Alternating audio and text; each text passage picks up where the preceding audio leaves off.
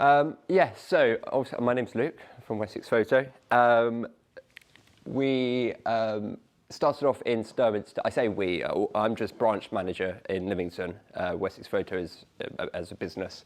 Started off in Sturminster Newton in 1990. David Lewis, who is, you may have been in and seen a lady that's been working there a lot, and that is Gemma Lewis. That's the business owner. David is her dad. When he bought a camera shop in 1978, where he worked there for many years, he managed. And that's basically where it all started. We now have 5 shops across Dorset and Hampshire. We've got here Lymington, we've got Ringwood, we've then got Blandford, Weymouth, Dorchester and Sturminster.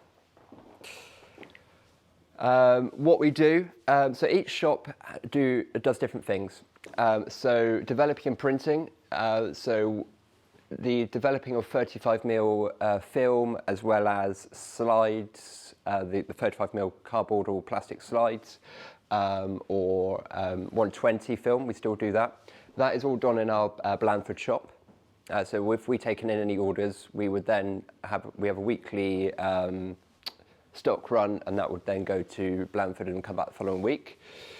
Every shop does photocopying, though ours can be temperamental, but when it works, it's great. Photo gifts. We, as Lymington, we do all of the photo gifts. So at Christmas, we're extremely busy. We do the canvases. We've got a flatbed heat press, which we print on cushions, coasters, T-shirts, placemats. Anything that we can print on, any sublimation, we can basically print on, basically. Frames, so any standard photograph or mounted photograph, we do any standard frames. We can get pretty much anything in as well. So if you had something in mind, we would have a look and see if our suppliers would do it. Bespoke framing service is done in our shop in Sturminster. So we have all the mouldings in our shop. We actually use as a supplier Wessex Pictures, which is down in Gorderton Estate. So we stay nice and local to source our mouldings. So if, for example, something was a bespoke size, not a usual size, and it can't be something that we can crop or reprint, we would make the frame up for you. The same with mounts. So if someone wanted a multi-aperture frame, we could also make that up as well. We have 2 different types of glass that we can do in Sturminster. So you've got your standard, just your standard glass, something very similar to this. And then we also have a gallery glass, which is called TrueView, which I use all the time. And it's basically a non-reflective surface. It's not non-reflective glass, because if you've seen that, it's actually quite a foggy, misty look to it. If you look at it, it's basically as though there's no glass there at all. There's no reflection or anything like that. It's also UV resistant, so it keeps the print for longer. So we'd use that mainly if it was going to be somewhere like here where there's a lot of reflections in a room, or if it's an older piece of work where obviously we just want to keep it as best quality as possible. Camera binocular repairs. We don't do this on site, we do it in an external company. It's all secure. Any problems you would have, whatever it might be, we would just give them a call, make sure that parts were available. That does depend on the age of the product, or the camera or the binocular, and whether the parts are available. Generally 9 times out of 10 though, they are, so we can get that done. That's also camera servicing, camera sensor cleaning, anything like that. And also card recovery. Quite surprisingly actually, I've never had a card fail on me, ever. We're touched wood, it probably happened now at some point. But we get a lot of customers coming in with corrupt cards. So we actually do that service in Blandford. It's a service, a software that we pay for, and we would get that sent over to Blandford for them to recover. And again, 99% of the time, it's possible. One other thing that isn't noted there that we do is colour restoration. So if a customer had an old black and white photo, or a photo where over time it's been discoloured, we can then bring that back to its original colour. I actually did I should have brought an example, my nan's old wedding photograph was done in black and white, and it was a chap in Hive. It was probably, so my granddad was born in 1942 and he was 20 when he got married, so 1962 it would have been. And the photographer's studio and lab actually burnt down just after the photographs were taken. So my nan had these proofs from the photographer, but then after that point, they lost everything. So it all burnt down. So luckily with the software that we have now, we can colorize those photographs. We can obviously then make reproductions of them as well. So that's quite useful. So printing side of things, I've brought like a little book of all the different papers that we can print on. As standard, we would normally go for our luster and glossy, which is the big photo machine, printer machine you may have seen downstairs. That is our day in, day out printer. You've got two different types. You've got luster or glossy. So on those paper types, if you were to frame something or put anything into an album, we would always recommend going for luster because over time gloss can stick to glass and then that eventually peels. You may have noticed if you've got older pictures at home, they would have been printed on glossy paper, and if they've been in a frame for a long period of time, that's why they've started maybe to peel now. Also, weather conditions does affect that, but we've then got a large 44-inch printer upstairs, which we print on canvas paper, which we will, like I said, we do that on site as well. So we print on it and stretch it, make up the like the mount, and then stretch it round, wrap it round. Pro luster paper, which isn't quite matte. People get quite confused between a matte and a luster. They're very similar, but luster is more in the middle of matte and glossy. Matte is a very, you can have a look at the examples, a very nearly cardboardy look, which I much prefer, which is the photo rag at the very top. We actually call it photo smooth because it is just like a smooth surface. I print all of my work on that, as you'll see later on, because I use a lot of blacks now, and it actually absorbs the blacks so much nicer than what it would do on a pro luster paper. It also gives the look of a 3D effect as well. So depending on what your subject, what you're shooting, that paper type can really make a difference of what it is. We also use German etch. Again, I've got another example. It's very similar to the photo rag. It's just got a very slight texture to it. I don't use that because if you're looking at one of my pictures and it's got black background, then it's got that sort of texture look to it, like a grain. And in my opinion, it doesn't really give the photo the justice it deserves. We also sell cameras now. When I first started 4 years ago, we had a small cabinet about that big, maybe about that big on the desk, with little compact cameras, and we weren't selling any. So I spoke to Gemma about 2-3 years ago, just after COVID, and we put a camera window in with a security barrier, and we just sell so many of them now. It's crazy. So we've got mirrorless cameras. We've got one in Lymington at the moment, the M6, and we did DSLRs, bridge cameras, and compact.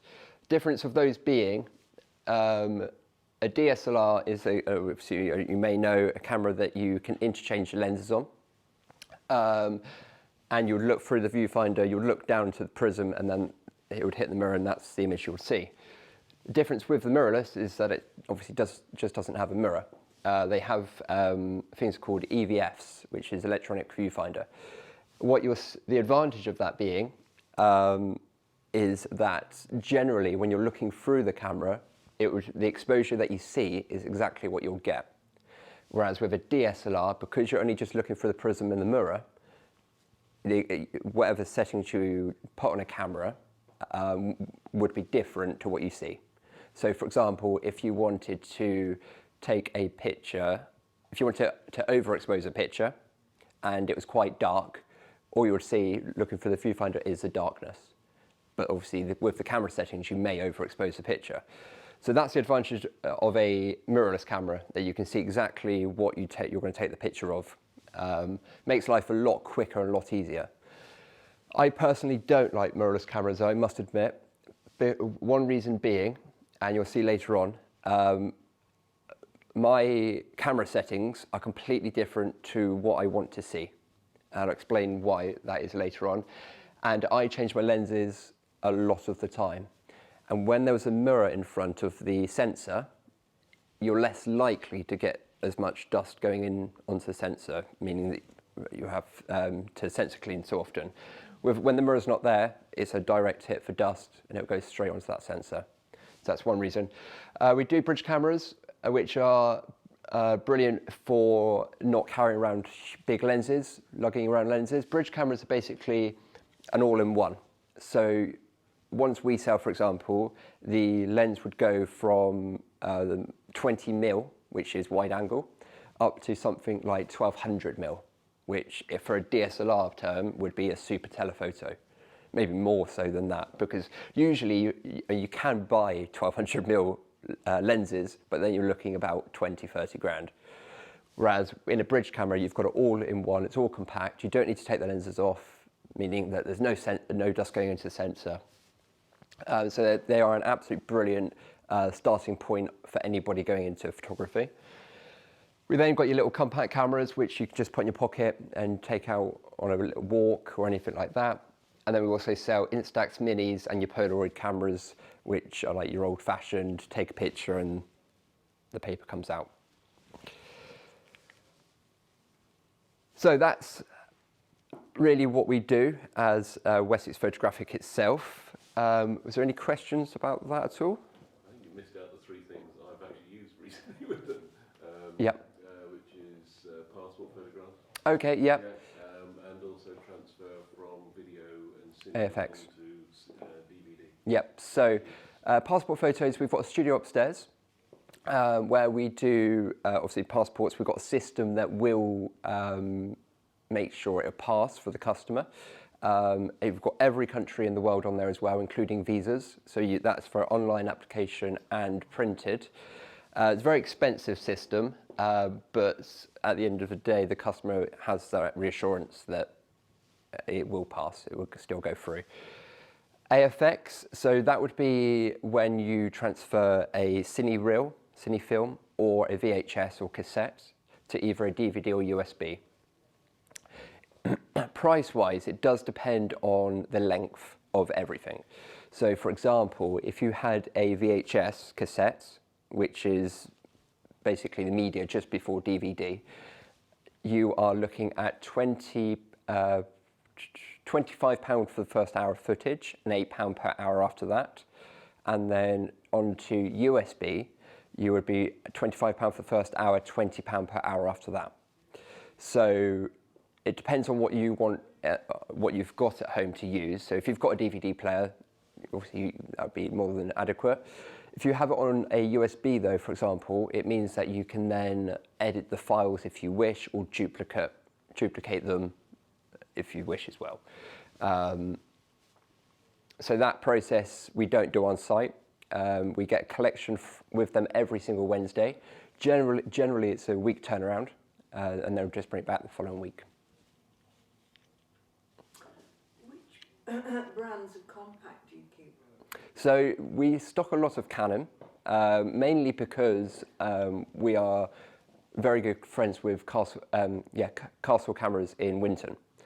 They've got a couple of other shops, but because we don't have a direct Canon supplier, we can talk to Castle Cameras and we can do the order through them.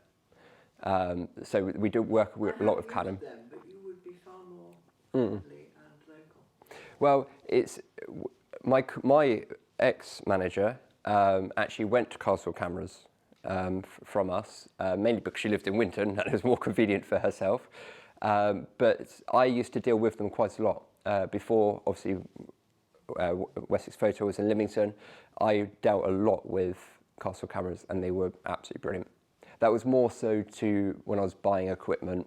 For example, I when I started with, I used Canon, and I bought a Canon 1DX, which at the time was one of the highest range on with the Canon. It was their flagship model camera, and I had basically Canon knew about the problem, and it was where the mirror, when it was going up and down taking the images, the lubricant, which was theoretically oil, was then coming off of that mirror and going into the sensor.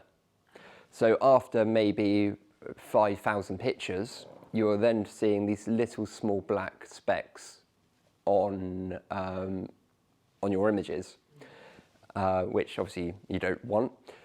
Anyway, went back to Castle cameras. I ended up with 3 in the end, 3 1DXs, and the Castle cameras were brilliant. They said it's not right, send it back to Canon, etc., etc.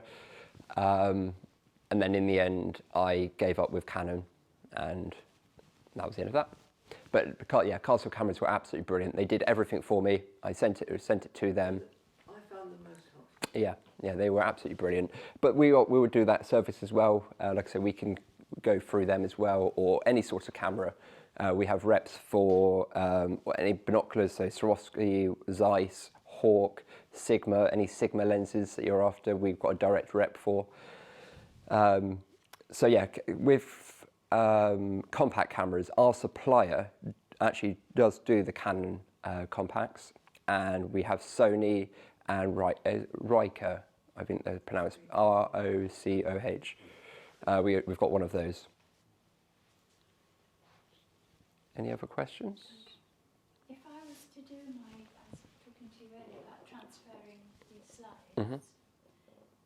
if I was to buy my own machine, Yeah. just to look at them, Yeah. what sort of costs are we talking about? So we sell the actual the machines, the devices. They range from, you mentioned there were the cardboard ones with 35mm, yeah. So they range from £50, which is basically just the viewer, Yes, just a view. and then they go up to £250, which is where you can actually plug it into a computer and then transfer the files yourself. So that price, there's that price range. They start at £50. If we were then to convert them to either digital or print, there's 2 separate prices on that, and it would also depend on how many you've got.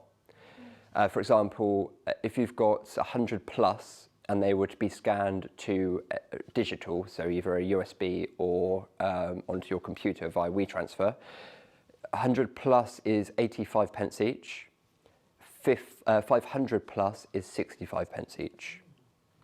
So it's not a cheap way of doing it, but the reason for that is just the time. I mentioned earlier, it's we scan them at 2,400 DPI. They come out at roughly about 8 megabytes, and they usually take about 3 to 4 minutes each. So yeah, really all it is time, and that's the reason why it's so expensive. £250 piece of equipment Yeah. that you can plug into your own Yeah. computer. Yeah. Is that easy to use? It's fairly easy to use, yep. So it's a tower about that big, and you get a strip of it's like a plastic strip basically where you put your slides in.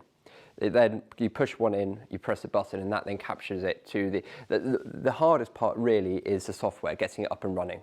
Once you've downloaded the software, got that all sorted, then it is fairly straightforward because you Can just you come out and install it for us? I mean, I can do, yeah, I can do. Just a question. Yeah, no, I can do, yeah. Yeah, top of my head, I'm pretty sure the most expensive one we've got is £250. I know that we've got one in Lymington, and I think it's on sale at the moment for £149, and it's £129. I think. Don't quote me on that one, but yeah, and it goes all the way up. Yeah. So, and the other thing I mentioned to Paul is the resolution as well. So the more expensive ones, if you were to plug it into your computer, would be the resolution of what it scans it at. So you can get the cheaper ones that would do the same sort of thing, but it might only scan it at something like 8 megapixels. Or we have ones that go up to 16, and I think the supplier do 32 now as well. So the more expensive, the higher you go in price, the better quality of or the better resolution of the image. Thank you. Any other questions on Wessex? So I'm going to run through this. So this is my journey in photography. I started photography when I was 8 years old, where I had to let's go back a little bit. My father was a photographer, wildlife photographer, and at 8 I had to go for heart surgery.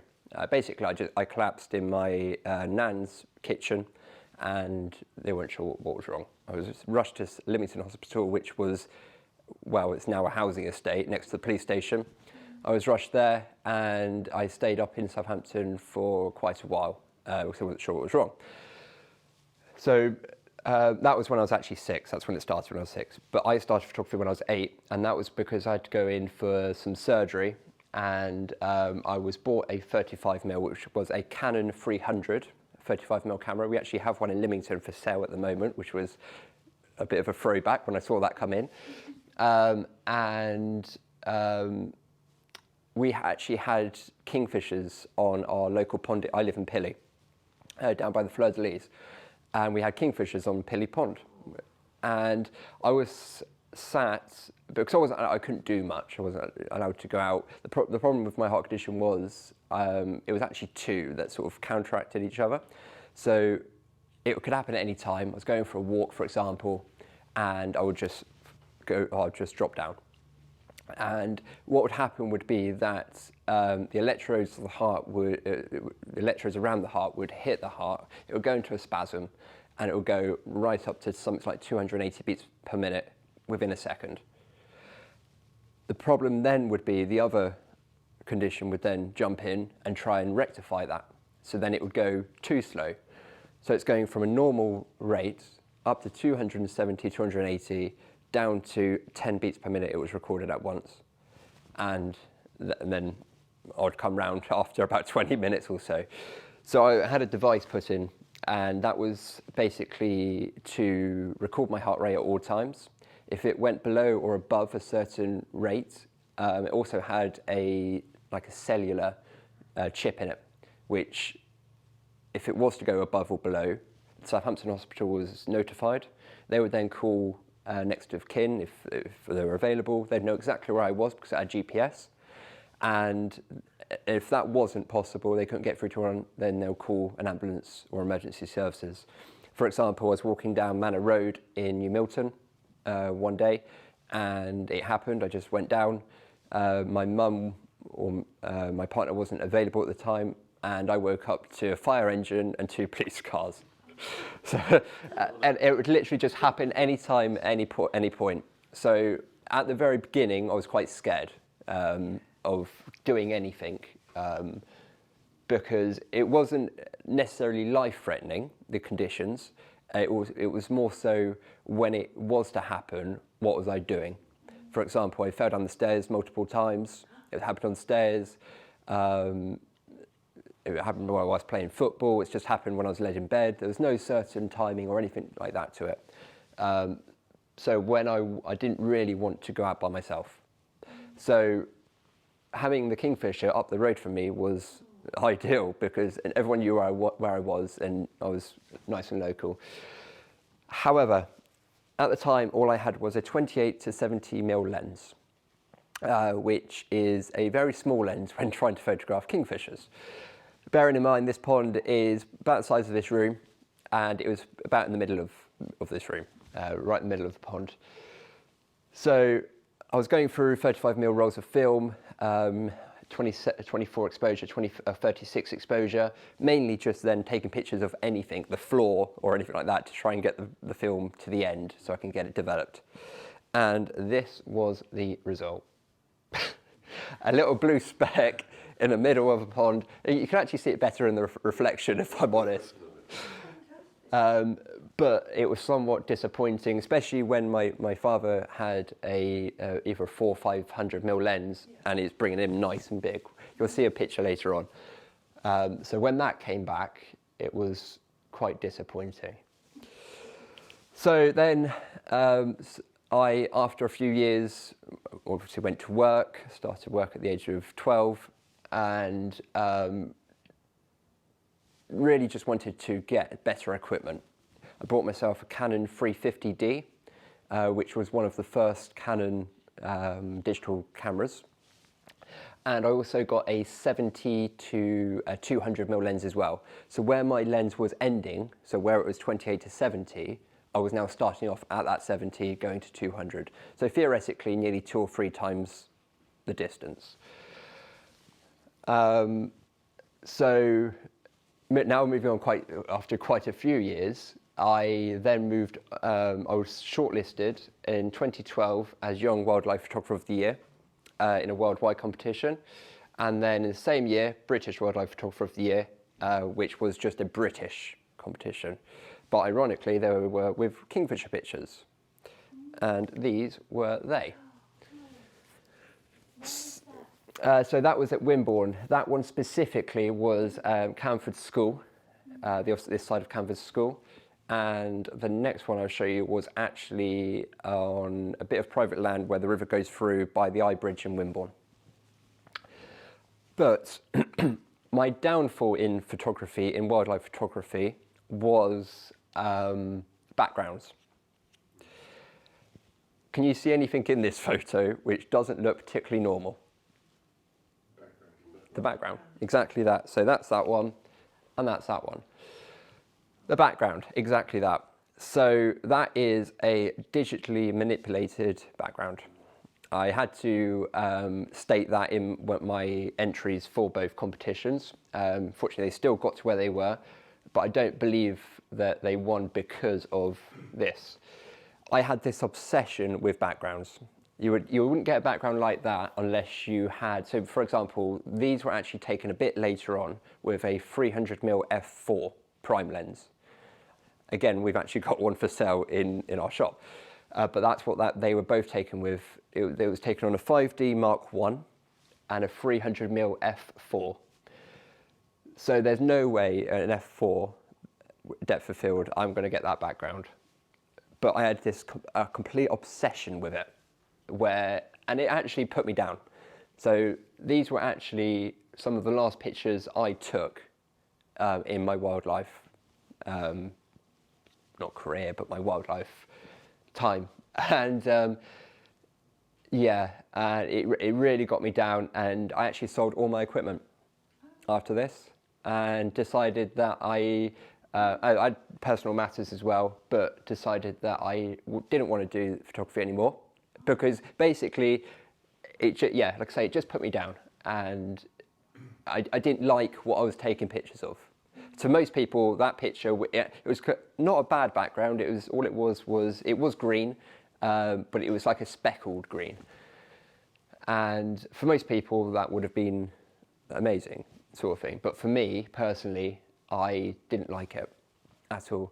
Is this your prize winning? That was the one, yeah. So that one and the previous one, they both were the ones that got shortlisted. I'm pretty sure that one was the Natural History Museum, the worldwide one, which they run every year.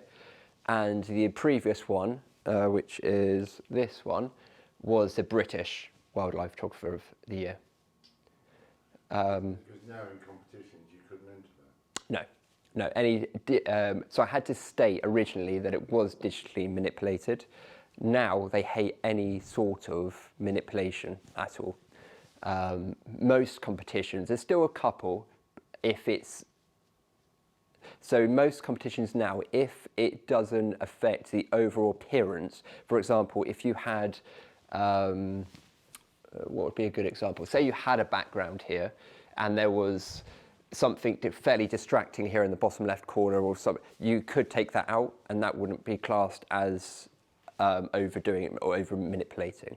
Something like that, though, is obviously affecting the overall look of the photograph, where that would not be allowed now. And I think if that had a natural background, same with maybe this one, then things might have been different in 2012. But like I say, it really got me down, and I basically stopped doing that completely.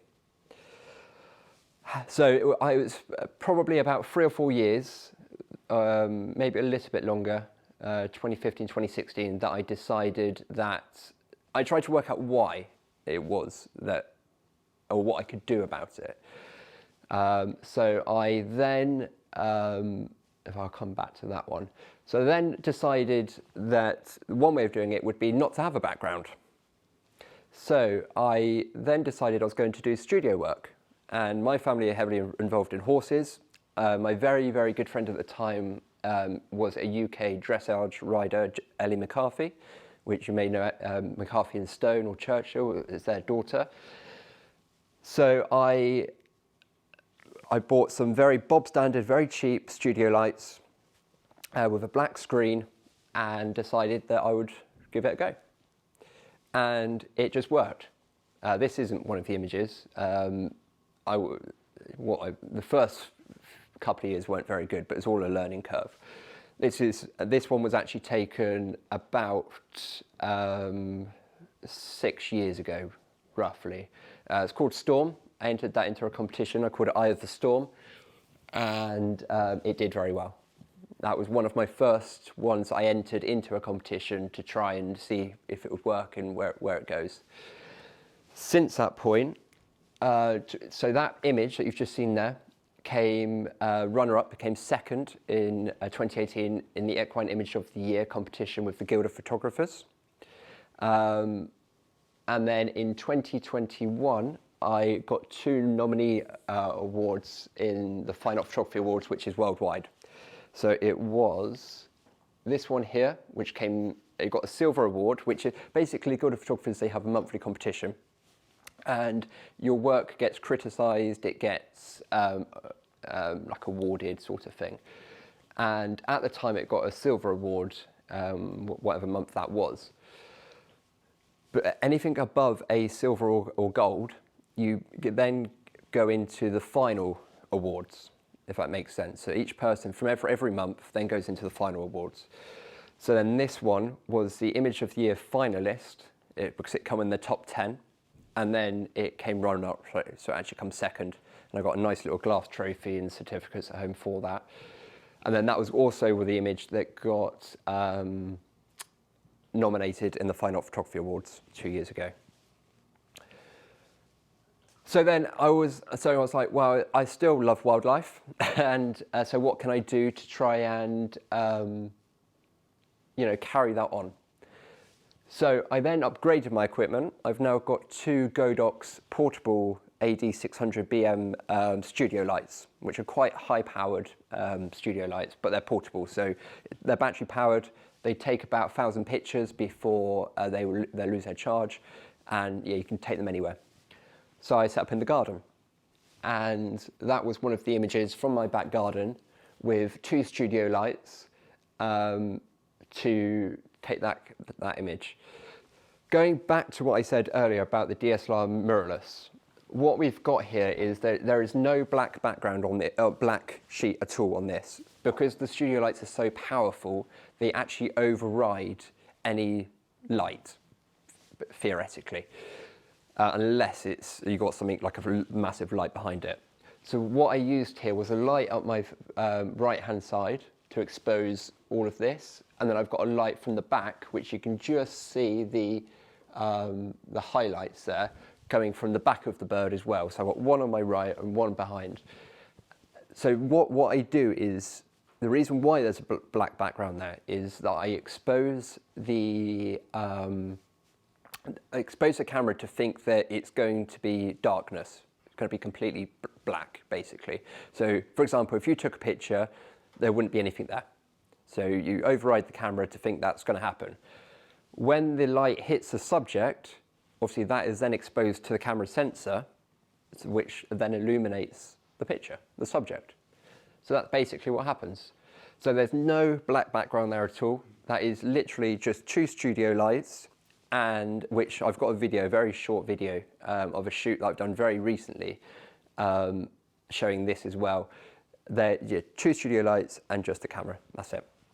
So is that using high-speed sync? No. So you can use high-speed sync. I was using so on my Godox.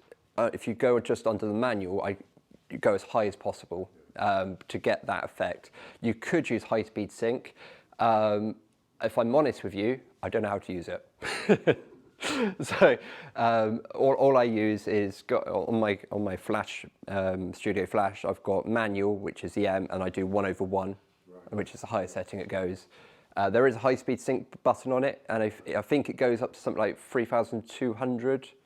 I could be wrong. It goes to 8,000. Possibly, I'm not sure. I've never used it. The thing is, with my settings, all I need, I would shoot at ISO 100. That's taken at f11, always f11, and usually a shutter speed of 125.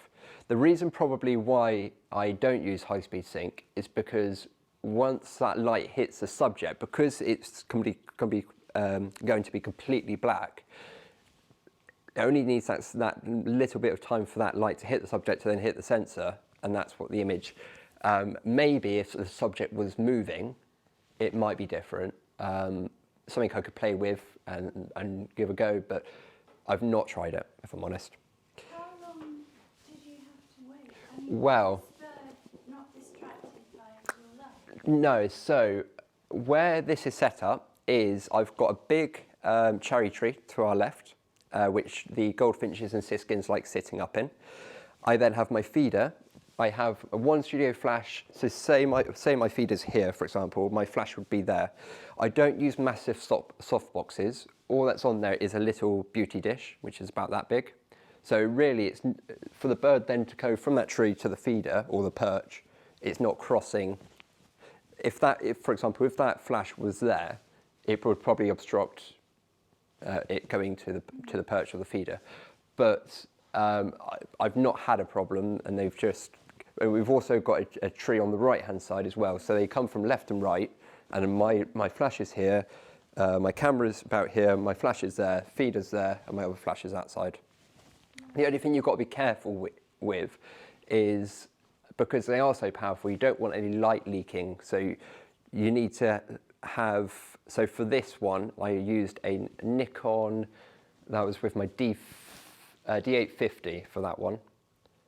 Pretty sure, with a 70 to 200mm lens. So still going back to 70 to 200 in the garden at about 200mm.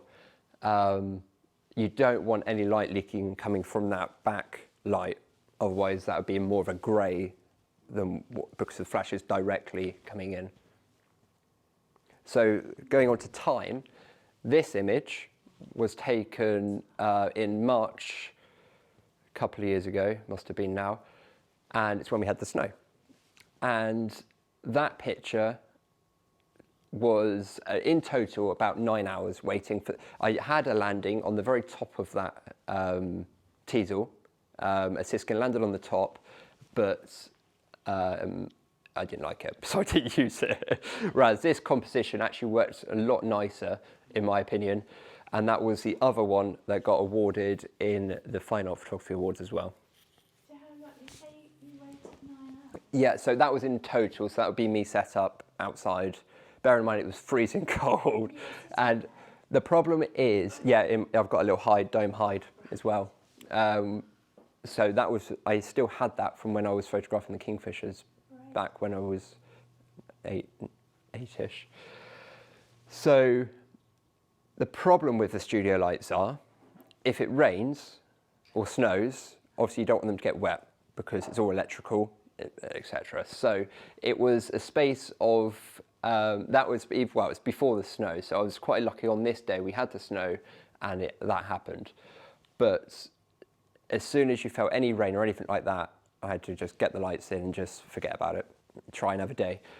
So I was actually unwell this year for a different reason. So I could spend that little bit more time in the garden, which I love doing because I love the wildlife. It's a shame that obviously I didn't carry on going down that route, but at least now I can still do what I sort of love and actually be with the background. There's nothing there to distract you or anything like that. So this next bit, this clip, it's my last slide, is a very short video of a shoot that I did last October, I believe it was, of a black horse I should have bought I have got an example. We might have to send them over to you. Of a black horse on a black background. First ever one that I've done a black horse. So I was quite worried about it. Luckily it was for a friend of mine anyway. Quite worried about it because how do you expose a black horse on a black background? So again, it's the same situation where I had the two studio lights. I had to have the horse stood in a specific way for my studio lights. So for example, the horse was facing head towards the wall here. I had a studio light to my back right, which then picked up the outline of the mane, the ears, the head. So it separated it from the background. And I also had my light on my left-hand side this time, where it was shooting across. So not only illuminate the subject, but it would separate it from, theoretically, the black background. What you'll probably hear is a load of nonsense that we talk about. I can't remember how much, it's only about 15 seconds, I think. I always have someone with me. I have a horse making noise on my phone, which is brilliant. If you're photographing horses, you always want their ears forward. It's more of a flattering look to them. So you'll hear a lot of that. And what I was doing was asking my friend that was with me helping to move around all the time. That keeps the horse's attention, and he will then look where that noise is with his ears forward. So this is what this is. You'll see my two studio lights. You'll see them flash. You should see there's no background. And yeah, we'll just see how it goes. It will turn the other way up. I don't know why it's facing that way. This chap here is the lady's partner. Just explain who it is. My friend, and like I say, this will turn the other way in a minute. My friend is here with the horse app. I've got my studio light left, studio light right, and obviously there I'm in the middle with the 7200 with the horse in the middle. Okay, we won't hear sound, but that's fine, because I think we talk about cheesecake or something. So yeah, what I've done there, so you can see the horse is facing that way, not facing me, the camera. So I don't know if you just saw me then. I asked my friend to go round the other side of me, and now look where he's looking, straight across into the direction of me. That's my two studio flash, which are both, you can see them flash there. And that's about it. So I've just actually this year, I've gone all out. So these have now been entered into the Guild of Photographers competition. They've now been entered, so these are all single images. I've just done a layout there because I had to present them for the 20 by 16 competition, which is going to be held in London on the 19th of March. Hopefully I'm going to be going up there to the awards evening, not entirely sure yet. But yeah, that is basically the end result. You can probably, you can just see the highlight on the ears on this one. You can't quite, I can show you on my computer, you can just see the outline on the mane on the right hand side of that one, which did separate it. But what I did actually, just for that competition, is I took that line out. So it looks like it's emerging more out of the corner of the frame. So just up on this corner here, there's a very, very slight, you can just see where the lights hit the back. Yeah, so, and then that one there, you've got the ears, the backlighting on the ears. It's quite hard because when you've got two studio lights and you've got a subject in the middle that won't particularly stay still. I mean, Truffle, the horse, was actually one of the best that I've done. If I'm completely honest, it didn't move. But because I wanted to make different effects, different shots, for example, I wouldn't have been able to do that effect, or maybe even that effect in the middle, on that right-hand side photo. Because what I've actually done there is, because you've got a shadow down the front of the face here, I would have moved the lights a bit further around the horse. Either the horse moved forward, or I would have moved the lights around to the side of the horse, which created a shadow down the front here, which means that the lights were actually behind the horse, more so behind the horse. But you can see on the right-hand side, actually, it's more front on. How many shots did you take to get those three? For that shoot, I took, I can tell you exactly. Let's have a look. Don't think it was many. I think it was about 150, 200. Which one do you prefer with those? Well, the other thing I did was crop this in a slightly different way. So it came into portrait, which is makes it more personal. For example, when I printed that 20 by 16 and left it landscape, I did actually change that to a portrait. If you printed that 20 by 16 portrait, it's a nice photo, but you don't feel anything. That's a massive thing about cropping, which I learned through the Guild of Photographers. And I've got the video, you're more than welcome to watch it. It's where a professional photographer, Scott Johnson, who is a wedding photographer, basically critiqued my image of the siskin. And if I had cropped that image of the siskin into a portrait, which I entirely agree, it has so much more effect as an image. So for example, with printing that 20 by 16, leaving it landscape, and then cropping it, printing it 20 by 16 in portrait, there's so much more emotion in that photograph than what there is with it being like that.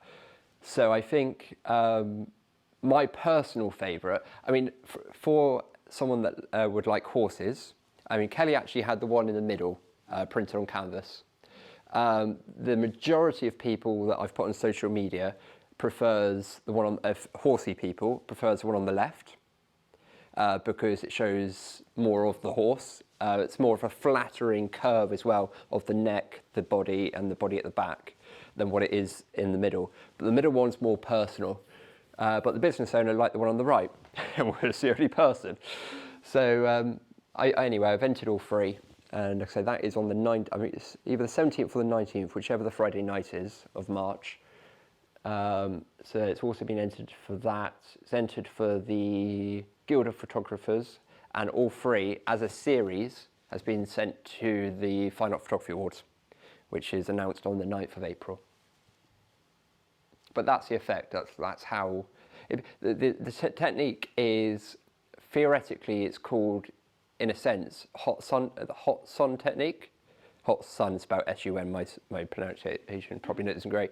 And that basically what happens is, if you have the sun coming in from behind, and you use a very powerful flash to override the sun, it's mainly used for dog or horse portraiture, but you still want the background in. So you can have a really gorgeous sunset in the background, the sun just going down, but you would have the horse and, say, the grass illuminated with the flash. Everything else is dark, and then you've got a nice sunset in behind. It's a really nice technique. A guy called Mark Beaumont does a lot of that technique, and it's gorgeous. But again, I did try it. My problem was the background. If that sun wasn't in the right place, or for example, I mean, here you wouldn't have a problem because obviously you've got sky, water. But if you had a hedgerow, for example, so you have the horse on grass, so that would be illuminated. You would then have the hedgerow, which would be completely black, and then you'd have the sunset. There was a photograph taken, I think it was Emily Hancock, that did it on a cliff. And you had the sun, you had the cliff that was exposed, but because the sunset was happening on the water, everything was exposed, and it worked amazingly well. Like I said, I tried it, I didn't like the hedgerow, so I decided not to do it. So now it's the same similar technique though. It's basically tricking the camera to think it's going to be a black, unexposed image, and then the light hitting the subject is what illuminates it. You're right, it's very difficult to take pictures of black animals. I've got a black Labrador. Yeah. And to the eye, sort of his coat is glistening. Yeah. Yeah, that's so. What you'll also see, it also brings out a bit of colour as well. I find with flash, because truffle is basically black. It's a black horse, but when you blow these images up, there's actually a hint. You see them there. There's actually a hint of brown in them, and the other good thing about it is because you're using studio lights to basically create the sun, theoretically. You can then angle it to different ways to then get the different, for example, if you're taking a picture of a horse that was a sports horse that you wanted to show the muscle, you could then put the studio light at a certain angle, which then really shows off that muscle of the horse. Alternatively, if there was something you didn't want to show in a photograph where they just had a lump, for example, you could just move that studio light so there's no shadows and it would just be like a flat surface. It's great. Studio lights are amazing, really. It's basically your sun. You can create absolutely anything with studio lights. You control the exposure, the sun, yeah. But you get a really nice texture on them as well. So if you just had the sun, obviously it's at a certain angle. On a horse's hair, or any animal's hair really, if the light's above it, you don't get much detail because it's flat. Whereas with these, as they are about the same height of the horse, so say they're about here, for example, I do a little bit of a tilt on them, but that actually is what brings out, you can just see the textures a little bit, but because it's going into the subject's coat, it shows up the texture more. So you've got the veins down Truffle's face from the right-hand side.